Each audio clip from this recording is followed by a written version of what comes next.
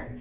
So the first thing we're going to talk about today is rest position and going into play position. And this is really a review for our kiddos, but I just wanted to make sure they had a way to review this with you at home.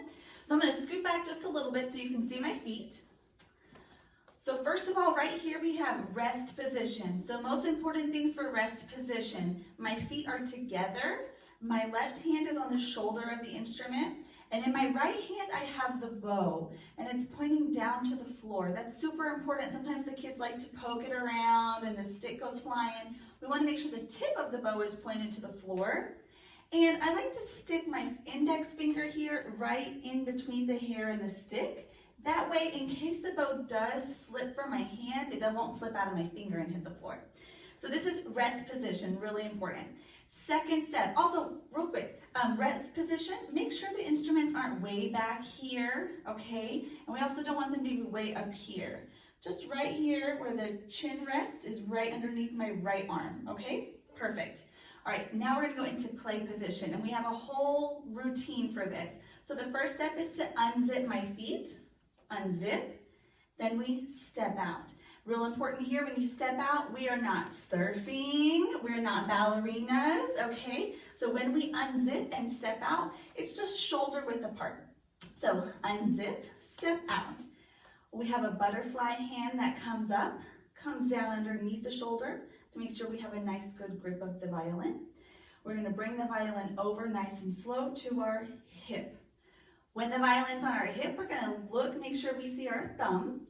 And then we're going to slowly bring the violin up, and we call this our Statue of Liberty pose. So we look like the Statue of Liberty. Then very carefully, we're going to flip the violin and put it on top of our heads, and then down to our ear. Meanwhile, my head is staying forward onto my shoulder, and then I turn my chin into the chin rest. Okay? Now from here, you see I have very flat fingers. I want to make these fingers turn into cupcake fingers. So we're going to have the fingers rounded here, and the kids can actually practice tapping. You guys can practice tapping. You remember finger number 1, finger number 2, finger number 3, and finger number 4. Let's do that together. 1, 2, ready, go. Finger number 1, finger number 2, finger number 3, finger number 4, finger number 4, finger number 3, finger number 2, finger number 1. Good. Make sure when you tap, the other fingers don't come up. Excellent. Now we're going to lift up the bow and get our bow hold ready. We'll do a separate video on the bow hold.